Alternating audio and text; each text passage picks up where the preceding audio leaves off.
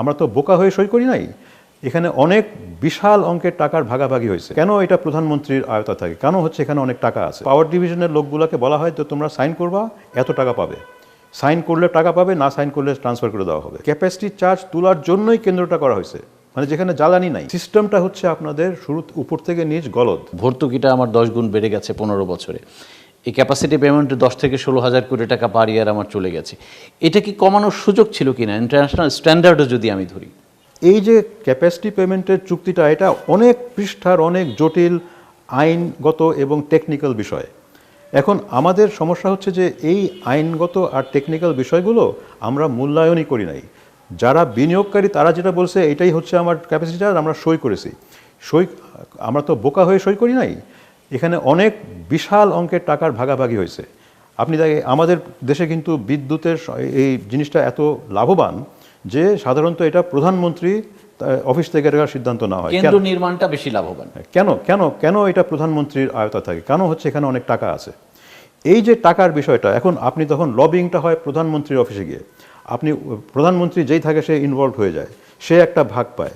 তারপরে যখন সিদ্ধান্তটা হয়ে যায় যে না, এই ব্যবসায়ী এত টাকা এটা পাবে, এটা তখন আর কোনো টেকনিক্যাল মূল্যায়ন, লিগ্যাল মূল্যায়ন কিছুই হয় না। তখন কি হয়? তখন আমরা পাওয়ার ডিভিশনের লোকগুলোকে বলা হয় তো তোমরা সাইন করবা, এত টাকা পাবে। সাইন করলে টাকা পাবে, না সাইন করলে ট্রান্সফার করে দেওয়া হবে।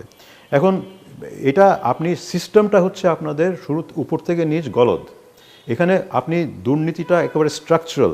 আপনি দুর্নীতিটা এমনভাবে এটা গঠিত যে একজন ভালো মানুষ যদি বলে আমি এটা চাই না, তাকে জাস্ট আপনি ট্রান্সফার করে এক জায়গায় নিয়ে যাবেন।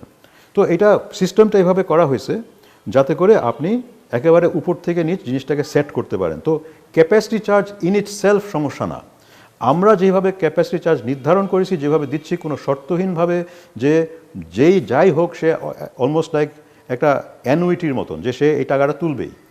তো অনেক ক্ষেত্রে আমরা এটাও দেখেছি যে ক্যাপাসিটি চার্জ তোলার জন্যই কেন্দ্রটা করা হয়েছে, মানে যেখানে জ্বালানি নাই।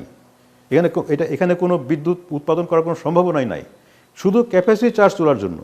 স্যার, এমনও কেন্দ্র আমরা দেখেছি সারা বছর 1% বিদ্যুৎও কেনা হয় নাই, কিন্তু ক্যাপাসিটি পেমেন্ট দেওয়া হয়েছে এবং এখনও সেগুলা লিস্টে আছে। যে বললাম তো, এগুলো করাই হয়েছে ক্যাপাসিটি পেমেন্ট দেওয়ার জন্য। আপনি যদি আমাদের একটা পাওয়ার ডিভিশন থাকতো, এখানে আমাদের টেকনিক্যাল ক্যাপাসিটি থাকতো, আমাদের লিগ্যাল ক্যাপাসিটি থাকতো, অবশ্যই তাও আমরা ক্যাপাসিটি পেমেন্ট দিতাম। কিন্তু সেই ক্যাপাসিটি পেমেন্ট বহনযোগ্য হতো আমাদের জন্য। কারণ হচ্ছে সেটা এমনভাবে দেওয়া হতো যে যদি উনাদের অব্যবস্থার কারণে বিদ্যুৎ আসছে না, বা আমরা এমন বিদ্যুৎ কেন্দ্র অ্যালাউই করব না যেখানে কোনো জ্বালানি নাই, তাহলে তো আপনার এভাবে ক্যাপাসিটি চার্জ বাড়ে না।